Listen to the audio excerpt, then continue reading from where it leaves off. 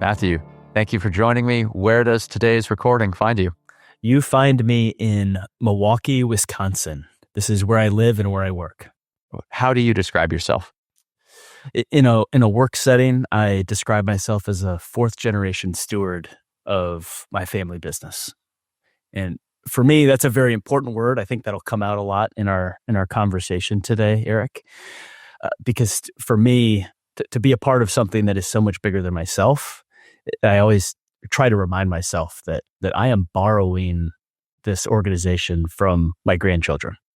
Okay, so I've read your book, Built to Flourish, and when we talked just a few weeks ago in advance of recording, I was not aware that you had written a book at that time. I probably just hadn't done my research, unfortunately, though I do my research in advance of recording. And so I saw you had written a book and I read it, and I'll tell you all about what I thought about it and all that in a minute. But I think I recall in the book that you phrased things in that way, something along the lines of borrowing the business from your grandchildren or stewarding it for them.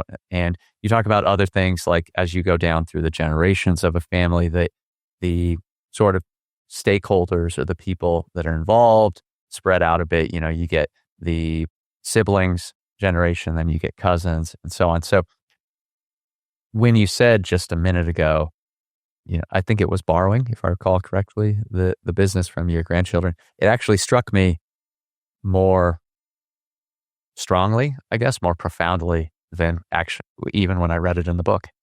I try to do that for myself because in family business, there's a lot of reasons you can get upset. And I have to remind myself that the ego is the enemy. So I always try to find ways to use my language to remind myself that it's not about me.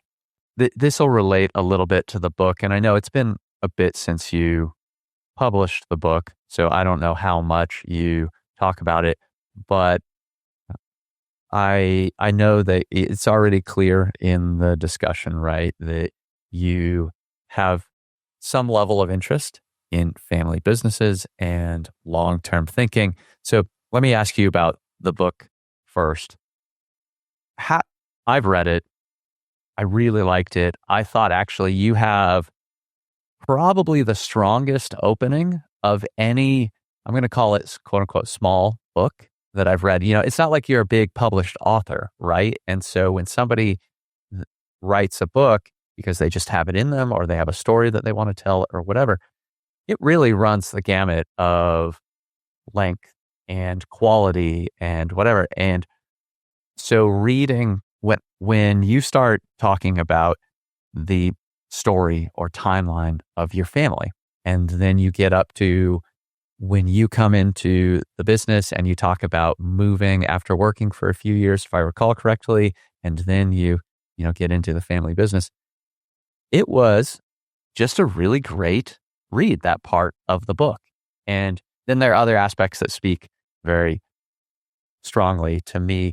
I won't keep going on, but I've read the book. How do you describe the book, I guess?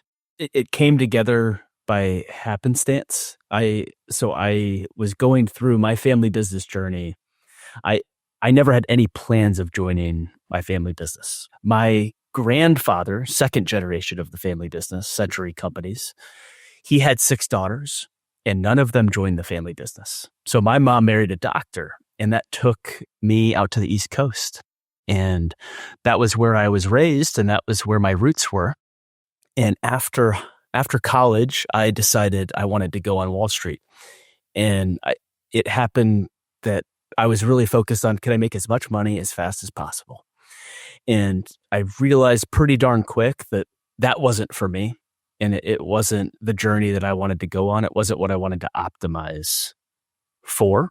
And so that's what prompted me to give my grandfather a phone call to see if there'd be an opportunity to join the family business after helping sell family businesses.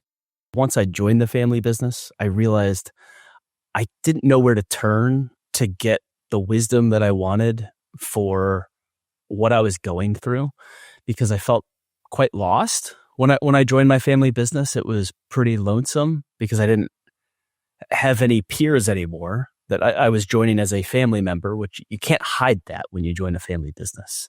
And I didn't know anyone in Wisconsin. So I started reading and I started journaling.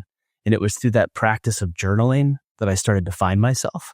And over 7 years of journaling, I realized that maybe I had something that could be helpful to others that are in a similar boat. And I've become very passionate over a decade now in family business, that family business can be the greatest force for good, that it can be the ultimate unlock of ourselves, our team, and ultimately performance, which is what most people focus on. But I think if you focus on yourself and your team, you can get nonlinear returns. Can you remind me of the, I guess, evolution or the history of the business that you're running? Yeah, this is our fourth name change in over 108 years. And I always remind myself that the only constant is change. And so we've changed our name from my great-grandfather. It was called Henry Bryant and Company, then Waukesha Steel Products, then Century Fence, and then now it's Century Companies. Does the change from Century Fence to Century Companies signal something? It does. It was, we decided we didn't want to be labeled by a product or one service. We wanted to open it up to, we're in the safety and security industry. So how can we serve that marketplace more effectively? And hence now we have 3 operating companies: Century Fence, Century Traffic, and Century Security. So it has helped us, I believe very strongly in language. It helped us as a family, as a board, and as employees and teammates to think bigger. And how can we service a marketplace that I think safety and security is a timeless industry to be in, and it's a good space for us to compound and serve. So when you talk about the 3 areas that you're working in, or the business, if I can refer to it in the singular, yeah, what sort of size business are we talking about, whether it's people or revenue or however you might describe it? We're a 9-figure business, and we support over 300 families in the work that we do. Okay. So not a small operation. It's gotten bigger, and I feel very blessed that we have just such an incredible team, and we know who we are so that we can move forward. Tell me about family business and why that is such a big thing in your opinion. So I believe so strongly in family businesses can be the greatest force for good, because we can be unreasonable in our care for our teammates, because it's when we go to a meeting with our shareholders, we can keep the spirit alive, and we're not focused on a 5-year flip or a quarterly earnings number to benefit some 401k plan for some limited partner or shareholder. So we can come to the table to build a gathering hall. And with time, if you are thinking in decades or even centuries, like we are at Century Companies, that allows you to unlock the superpower of compounding. I think humans, it's hard for us to really appreciate the function of nonlinear. And you see it in history. When you look at John Wooden, it took him 15 years just to get his first NCAA tournament win. When you look at Sam Walton's growth, it took him 2 decades to start having multiple locations. Just all great things take time, and it comes from a place of compounding. And I think just family businesses, we need to remind ourselves of that, because it's so easy to get frustrated at the Thanksgiving table or at Easter, or like there's just such an opportunity for us to just win together along the way. Okay, so when you say family businesses, then it sounds to me like one of the criteria is that it's a privately owned business. So it's not a 3rd generation or whatever it is CEO who has sold some portion of the business to private equity or gone public or whatever else. It is, I'm guessing, let's say largely owned by the family. Yes. If it's a financial instrument, I'm not passionate about talking to those types of companies, because I think that loses the whole point of business. I think we're here to serve each other. You've got maybe hundreds of books behind you. Reading is clearly something that's of value to you. Did that start at some point in your life that you became a reader, or was that always part of you? I became a reader so late in life. And if I had to say that I had a regret, it'd be that I didn't start reading at a much younger age. I think just for me, school didn't put me in a position to thrive with reading books. So fortunately, I learned that it is a superpower to read at the age of 25. And so that's when I started reading. And I think it flexes the muscle of focus because the distracted will never beat the focused. And it's just is a way to flex that muscle to stay focused. I think that's a competitive advantage for those of us willing to put in the time. It's actually interesting how you put that as well, because at the time of this recording, I released an episode just over a week ago with this gentleman, Greg Bergdorf, who was he was a founder of a band called Zebrahead. They were signed to Columbia Records, and he was in that band for 20 years before he left to focus on his family. And one of the things that he talked about, and I was really interested in hearing from him, was how much was it hard work? Being signed to a record label, a major record label is not common, right? So you're in, I don't know that it's exactly like this, but it's like, how many high school basketball players or football players or whatever it is are there in the United States? Tens of thousands, maybe hundreds of thousands. And then you go to college, and then you go to the pros, and the percentage of people that make it is just incredibly small. And so I don't know that being signed to a record label is the exact same, but it's got to be similar in terms of percentages, roughly. And so I was really curious, how much was it hard work? How much was it right time, right place? And one of the things that he said is, you see it all the time. You see it everywhere, that there will be an athlete who is incredibly gifted, but is lazy. And then you'll have somebody who's not quite as gifted, but they work their tail off. And that second person is going to beat the first every single time. I was just talking to my children about that yesterday. Probably talk to them too often about that. Hard work, it will, there's no shortcuts. And you got to take the stairs. And Charlie Munger said it best, that wisdom is prevention. And I just think about books is the best problem to solve is a problem that you don't even need to solve.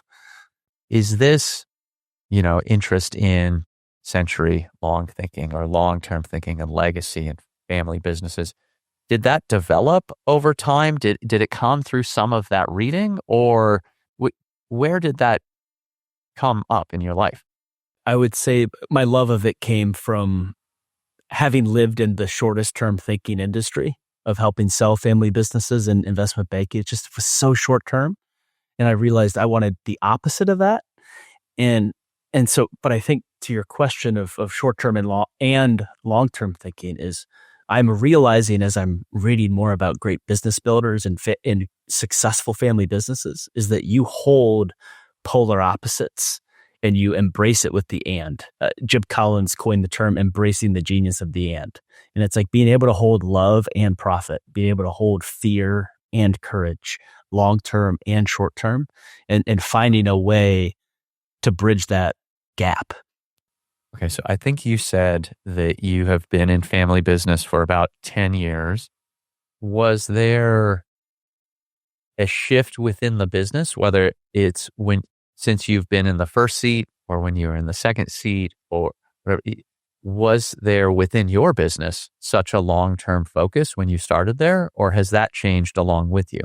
As I've become more and more interested in playing a game for decades with teammates, that I've been more focused on the longer term. And when I first joined the company, we were about 95 years old as a company, as a family business.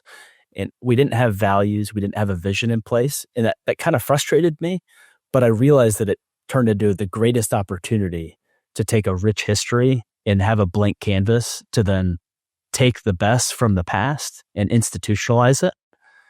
So when we're talking about thinking long-term, how does that look different from what any other business owner does? For me, when I'm thinking long-term, You got to ask great questions, I think, to have a good life or a great life. And for me, it comes to, what are you optimizing for? I think a lot of companies might say that they want to play the long-term game, but look at your calendar, look at the way you spend your CapEx. What are you optimizing for? And for, I believe, family businesses, we have the opportunity to optimize for relationships and wisdom. I would argue most other capital structures can't optimize for that because it's pretty unreasonable, but it's pretty amazing. It feels to me like when you say optimizing for wisdom and things along those lines, like you're suggesting that it's hard to build in some like tribal knowledge or some the century companies' way of doing things, when one of the options is always just that we could sell off this line of business or that we could sell off this portion of the business. It sounds to me like you're thinking of your business more like it really is an entity, like it's a it's a work community. Yeah. You wouldn't just sell I don't know, you're in, it's a multi-generation thing that you're in. You wouldn't just sell off one group of cousins. Yes. And I think I can make it more clear for the wisdom, seeing things for what they really are. So I think a lot of organizations, I've worked in them, where it's a parent-child relationship. And the expectation is from companies that they treat people like kids, but then they expect them to act like adults, where there's an opportunity to treat people like adults, but that's not for everyone. Not everyone wants to be an adult. And it's helping people to live into that. And that comes down to managing accountability.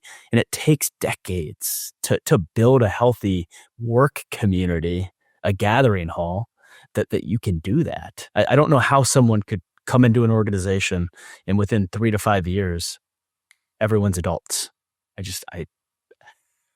When the culture is parent-child.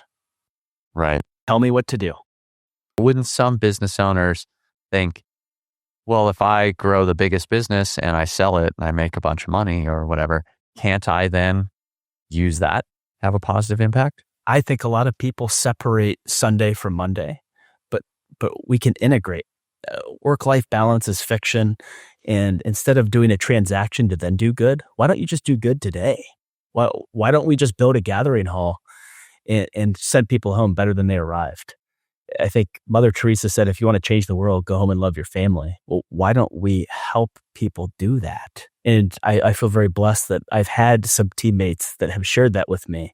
And I guess it has deeply impacted me to have a much stronger conviction that that's our opportunity, that we're not promised tomorrow. And like, it's just that lets a leader off the hook to say, oh yeah, let me build this for 30 years and then a couple people can win. And then good luck. Thanks for your help. You must get into situations where you're having to make decisions where the trade-off is sort of, how do we ensure that people continue to want to work here, but also that we don't sacrifice the viability of the business? That is so important to always highlight. And I like to speak to the love, but you also have to speak to the profit, because you need the oxygen. Like a life well lived, you're breathing oxygen. So you always need that economic engine to be flourishing alongside the people.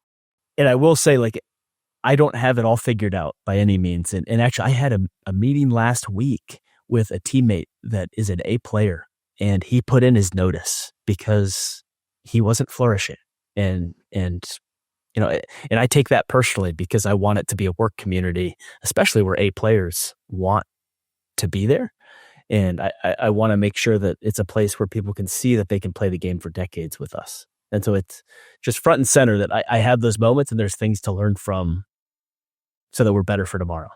Now that you've said that, I forget if it was in your book or if it was someone else's book that I read, but I recall this story.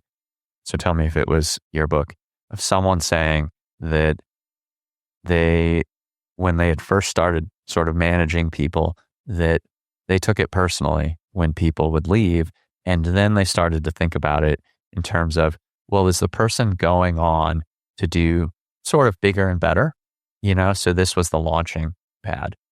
Or are they more or less just doing the same thing? So maybe it's a signal that they're just trying to get out of here. I forget if that was your book or not, but it feels to me like you're speaking a bit to that sort of thinking.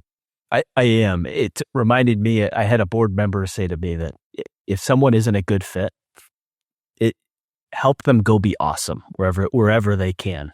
There's a lot of ways to take that. Yeah, right. But life is too short for anyone to be miserable where they're working, and I take that very personally, and I've had life experiences with death and very closely to my heart, and it's been the greatest teacher to have a sense of urgency that we only get 4,000 weeks. You've probably seen the graphic of, it's like a bunch of check marks or a bunch of little simple icons of people or whatever. And it shows you, well, if you're 50 years old, here's how much time you've spent and how much you have left or whatever. But I think I recall coming across a similar idea from, is his name Timothy Urban? Yes.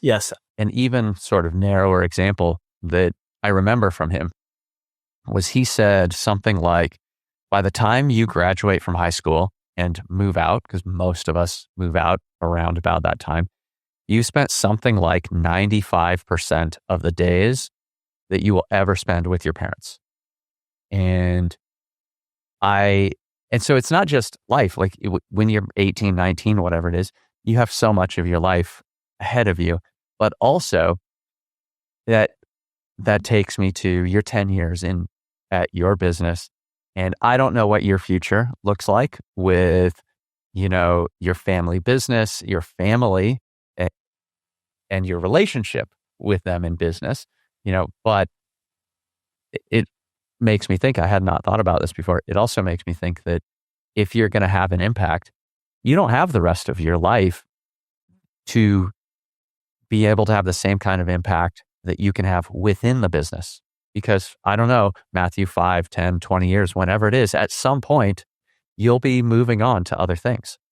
Yes, I think work-life balance is fiction, and it's how do you integrate, and how can we build relationships in such a way that it's all sustainable.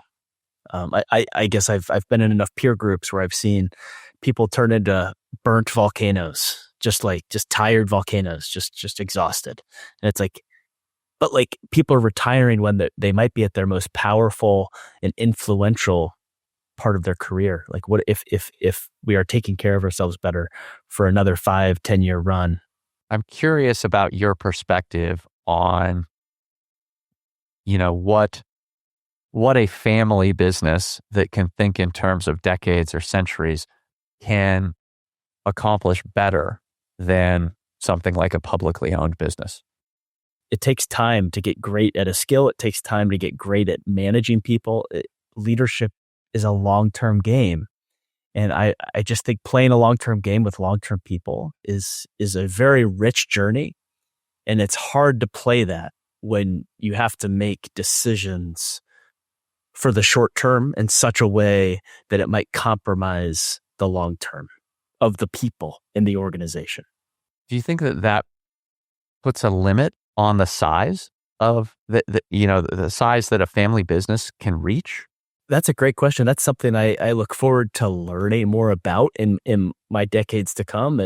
Just because as you grow, it gets harder and harder to keep things sustainable. So I'm aware of that, and I need to learn about that. I know that we haven't reached our zenith for sustainable growth, but I know there are family businesses that are quietly compounding that are many, many zeros bigger than ours. So I definitely have hope and optimism that we can create a structure to continue to transcend generations. But I'm definitely acutely aware. Evolution doesn't suggest that the bigger you get, you can stick around. You said compounding. Again, you said nonlinear a couple of times. I do not recall if this was in your book or it was in your email newsletter or somewhere else, but I think I remember finding somewhere that your values, let's say, are humanity, stewardship, and compounding.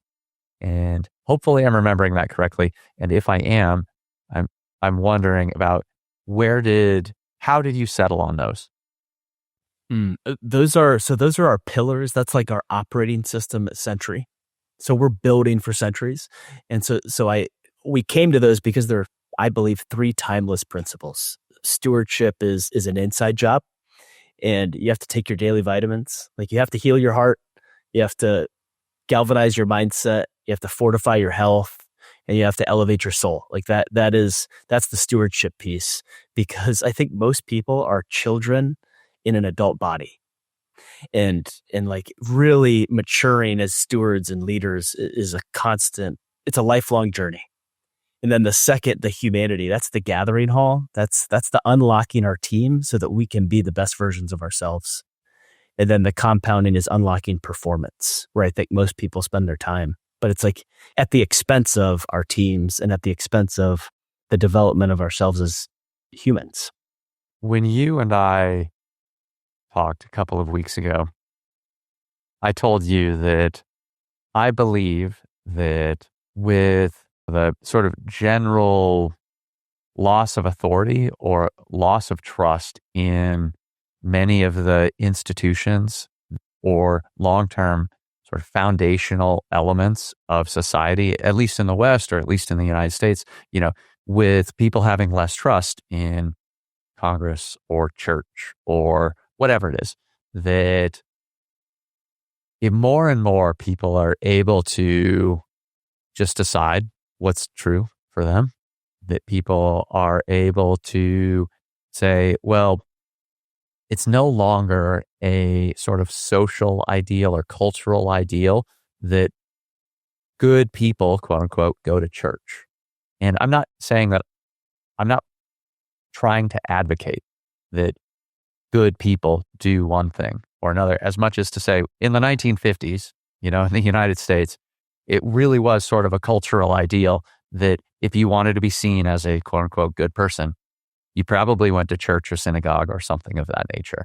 And there was a high level of trust in politicians and the media and so on. And I believe that as a lot of those foundational elements of society have been worn away, and as people have been able to choose that, I don't need to go out to a local coffee shop or bar because I have an espresso machine on my counter. I can make my own coffee, and I can, buy whatever beer I want, and I can just drink at home. And so people aren't running into others in their community. They're not spending time around people that are really different from them in really substantive ways. That the one place that you cannot avoid running into people and having to deal with people who you wouldn't choose to spend time with normally is work. And I don't mean you wouldn't choose to spend time with them as in they're bad or they're different in a negative sense. It's just that there are plenty of people. Matthew, for you, it's maybe different from a lot of people because you sit at the center or top or however we want to put it of a big organization, and the CEO or president or whatever is going to deal with a lot of different people. But even if you work in accounting, there's probably somebody at the desk right next to you who you would not choose to otherwise sit next to or spend time with. And because you do that repeatedly, you come to realize that some of those things that make you different, their accent, their skin color, whatever it is, aren't important. And when you realize that they're not important, sometimes you realize people who are different than me can share similar values and they can be a part of something. We can be a part of something together. I believe that work is one of the few places moving forward where, because you run into people who are different from you and you have to do it repeatedly, that's one of the few places in the future where maybe we can heal some of these divisions in society. So I have recapped too much here perhaps, but I mentioned this to you and it sounds to me like this is one of the things that you're talking about when you talk about community or a gathering table, and even maybe stewardship?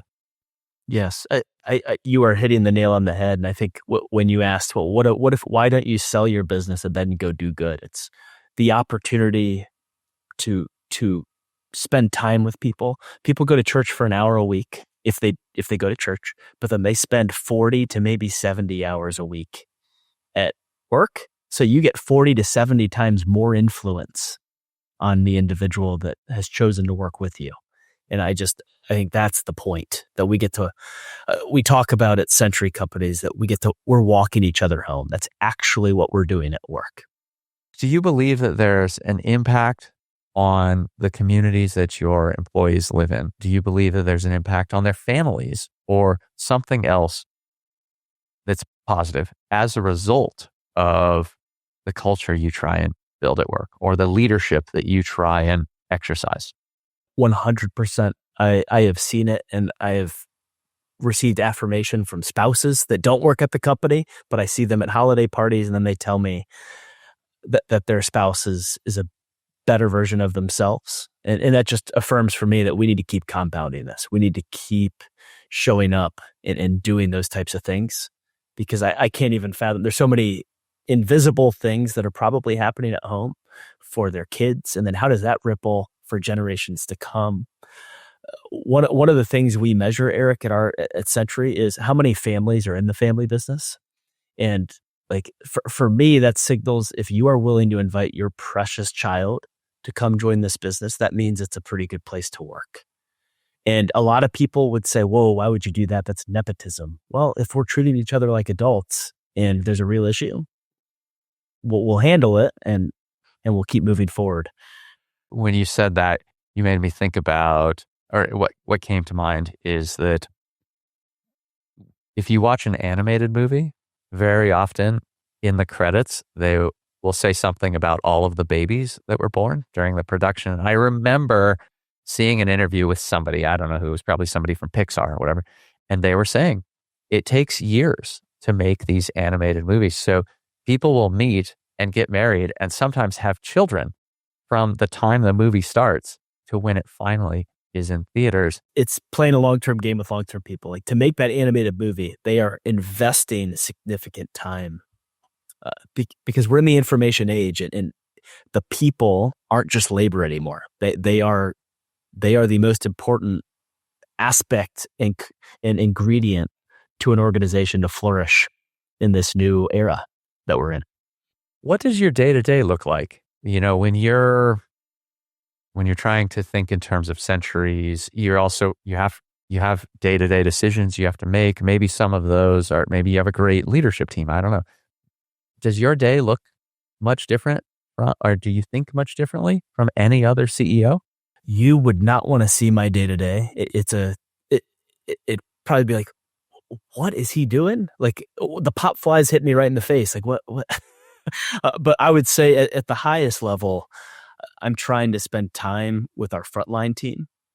And then I'm trying to create space to sit in my seat and either learn from the greats who have been so generous in writing books or listen to a thoughtful podcast, because I believe my job is to make decisions, and I need to be making decisions with clarity of thought and just in the right headspace and the right heart space. But also I need to be on the front line so that I can be with the team and hear the real feedback, because the plumbing of an organization can get clogged pretty easily. And I don't want people to tell me what I want to hear. I want to hear the real stuff, because that's what Jim Collins talks about it, the brutal facts. Yeah. You need to know the reality. As someone who likes to be a visionary, I need to be very rational and also just clarity and be humble that what we're building isn't perfect, but we're certainly aspiring to be better. How much of that, spending time on the front lines or improving upon your ability to make good decisions, the things that bubble up and only the CEO can address that issue or whatever. How much of that is specific to family business versus, your skill set or interests? In a family business, the complexity comes from operationally. I think a business can look pretty similar from a public company to a private equity company to a family business or privately held. Operationally, it might look similar, but it's what happens behind the scenes for the governance of the company, for the shareholders of the company, and the family dynamics. So it's called the four rooms in family business. So you've got the family, you've got the board, and you've got the ownership, and you've got operations. Like for a family business, their greatest competitive advantage is that there can be trust in all four rooms, but it's also could be the greatest weakness, because if there isn't trust with the family, the whole thing breaks. So I think operationally it can be somewhat similar, but a board and the owners can really change the culture and the capital flow of a company to be more short-term or more long-term. Where do you see that a leader that wants to think long-term unintentionally slips into short-term thinking, or I guess unintentionally slips into short-term thinking when maybe they believe that they're still thinking about the long-term? The biggest challenge is, and I face it, is when there are obstacles. Yeah. And are you going to lean on your values of your organization? And it's messy. Like, I'm not perfect. There's going to be moments where you step over the mess, but you need to be willing to address the mess. Oftentimes, and it usually is going to be around people, because we live in a fallen world. So it's going to be messy, and you have to understand the gray, and that's where seeking virtue and seeking wisdom, you have the opportunity, because nothing's black and white, to pick your moments and pick where you're going to draw your line. With things being messy, I'll key off of that. Businesses, I don't know how many people will say this, but I read it recently that businesses are loosely held disasters. Like, if we're being honest, it's just, there's always something. And if anyone says they got it all figured out, they certainly don't. An idea that evokes for me is, you can certainly interpret something like that in a cynical, pessimistic, whatever it is sense. Like, oh, well, every business or whatever is just screwed up and they're barely holding it together. That's just one that hasn't fallen apart. But for me, when you say that, I think immediately of sort of maybe how I think of entrepreneurship, which is go and find a problem and solve the problem. Now, you might solve a problem short term. You might solve a problem that nobody cares to pay to have solved for them. I'm not saying that every problem solution set is going to be a viable business, but there are, I remember seeing an interview with Elon Musk once, and it was at Stanford or something like that. And one of the students asked him, would you recommend that the students here go and start a business or something to that effect? And he said no. And I don't remember if there was a why or if he just started talking, but I remember very clearly, he says, when you're startup or otherwise, in most businesses, the way that things should work, is that you have one level of people who are asked to solve certain types of problems. And when they can't solve a problem, if things are functioning properly, then the problem moves up to their manager effectively. And when they can't solve the problem, then the problem moves up. And so when you're the CEO, especially when you're in a startup where things are moving quickly and you haven't established yourself or whatever else, your desk is just full of the worst possible problems that you could think of in your business. And that's what you have to deal with 80 or 100 hours a week. And again, you can think cynically about this, and I'm sure you can get burnt out, right? Like, we can all get burnt out just thinking, I'm just constantly putting out fires. But when you say that, I really do think about that. If you believe you're going to the right place, however you want to define that vision or whatever else, then long-term goals, who knows what, then it makes it so much easier to work on that. I forget the phrasing, loosely held disasters or something of that nature. It gives the pain purpose. If you read any biography of any great business builder or a coach. I just finished a book on John Wooden, and it was a massive book.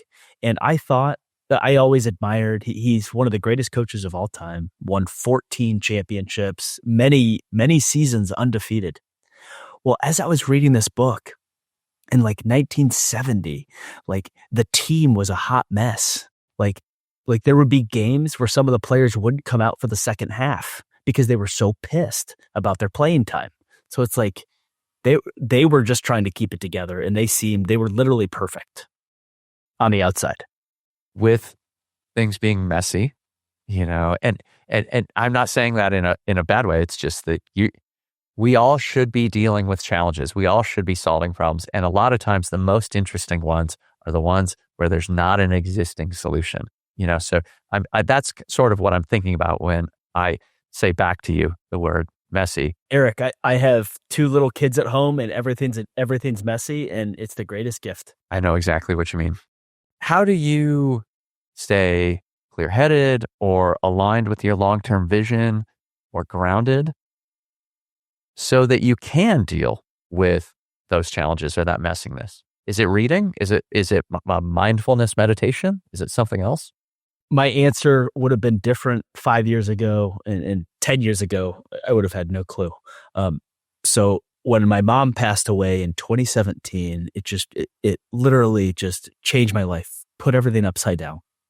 And it took me down a path of really reading, what am I optimizing for? Because I don't know if I'm going to be around for 4,000 weeks. So it made me be much more intentional in every aspect of my life. And so I have a personal vision statement, a 5-year vision statement. The company has a 5-year vision statement. And then I call them daily vitamins that I try to do every single morning. It's not perfect, but I try to hit on what Robin Sharma calls the 4 empires, with our hearts, our minds, our soul, and our body, and our health. So I try to hit those also with the sky of where we're going. And I share the vision with the organization. And my wife and we have our personal 5-year vision. So like we're just always checking in. Are the habits, are the routines, does our calendar, do our actions express our priorities to meet the vision? And is time on our side?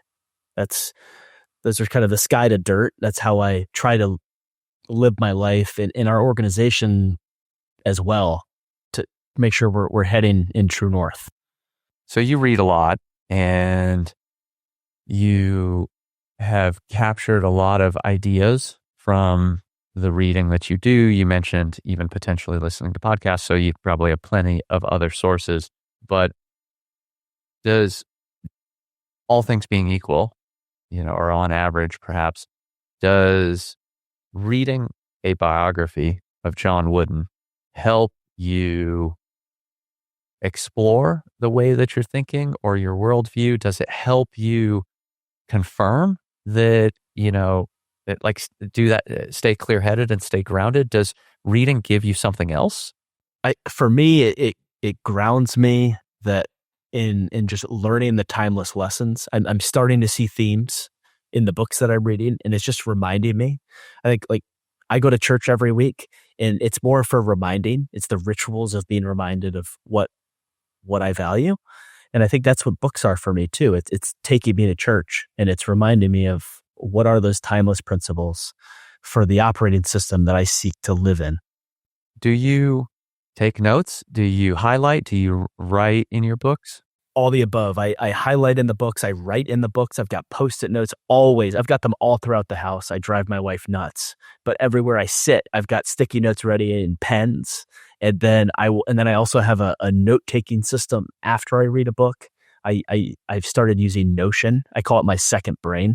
So I take the biggest highlights and I put them into quotes, concepts, stories, or questions, just to try to create that brain trust for it to. I'm just such a huge believer in compounding. I try to figure out how can I compound the things that I care about. When you say second brain, are you a Tiago Forte fan? I don't know who that is. Sounds like I need to. So Tiago Forte wrote a book called, I think it's called Building a Second Brain. And okay. He has these 2 systems, para and code, and I forget the I forget what each of them stands for, but para, if I recall correctly, is very similar to a sort of an information management system that I use as well, which is basically how do you get out of your head the thoughts or the notes or the action items and ensure that you don't end up with just a big undifferentiated list of things that were interesting from a book, for example. And so how do you get them out of your head? And then how do you ensure that they go to the right places without it becoming yet another task? And so you said second brain. He wrote a book called, I think it's Building a Second Brain, but I really like his stuff and it seems to align with what you're talking about. Oh, great. Thank you for that recommendation. I know that I'm going to have to ask you some closing questions soon, but before I do, if someone, yeah, a business leader, family business or however they might classify themselves today, if they want to start thinking long term, if they think that there's something greater in terms of happiness, fulfillment, flourishing for their employees or their community, but maybe they feel a lot of short-term pressure, is there some small change? Is there a book that they could read? Is there something that they could try that you would say, this is the first step that I recommend you take? I think finding a way to appreciate the brevity of life will create a sense of urgency to take actions that are more fruitful than pretending like this is a dress rehearsal for the real act that you'll do later on in life. Whatever that tool would be. A great book that I've gone to is When Breath Becomes Air. That's a fantastic book around brevity and in a doctor who was dying. And he actually died before he finished the book, and his wife finishes the book on his behalf. And it's very sobering. So this is not the central point here of, sort of that question or line of discussion, but you also reminded me, might have been in your book. I forget where it was, but it was in a book recently. I've heard a similar sentiment, plenty of other places, but somebody said something like, everybody's waiting to be picked. Actually, this reminds me of something that my dad said to me, and my dad listens to this. So hi, Dad. My father-in-law passed away suddenly. He was, as far as we knew, he was in perfect health. And so it was really a shock, and he was pretty young. And it was around about that time that I remember having a conversation with my dad. And for one reason or another, we were talking about having kids. I didn't have kids yet. My wife and I didn't have kids yet. And I had very common delays, I'm going to say, around having children. Like, oh, we need to be financially stable or spend some time together or whatever else. And I remember my dad saying, as we were talking about this, if you want to have kids, just have kids. Why is it that there has to be one right time? It's one of the very few things in your life that no one can tell you no. If you want to get a job, someone has to say yes. If you want to buy a house, someone has to say yes. Now, this involves, your wife. She's got to say yes. But to put it very simply, no one can tell you no. And I share that because whatever it was that I was reading, this person was saying, everybody's just waiting to be picked. And that's one of the big reasons that people don't become entrepreneurs, is because they're waiting for someone to say, oh, now you have the right idea, or now you have enough money, or whatever else. And I think the reality of it is that you have to pick yourself, and you have to take responsibility for, am I making the best use of my time? If I don't make the best use of my time, how do I deal with that so that tomorrow I will make the best use of my time? And I'm guessing that one of the things that's floating around what you're talking about, the brief time that we're here, is that you can make a choice. CEO of a family business, or employee who might start something, or, spouse, just to be a good spouse or parent. There's What are you waiting for? The days are only getting shorter. The door to happiness opens outward. That's Viktor Frankl shared that.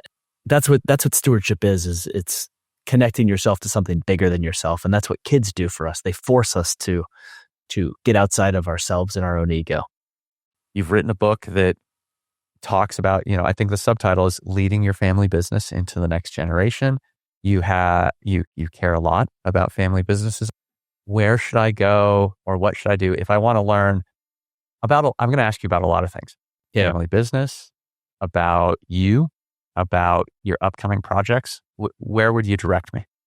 Go to matthewpowell.com and join my steward's journal. I write a weekly note every Monday morning as you're starting your work week to just try to put you in the right frame of mind, in the right heart set to make a difference in the work community that you're building. Family business. It's an art. It's not a science because it's not a one size fits all. When you've seen one family business, you've seen one family business.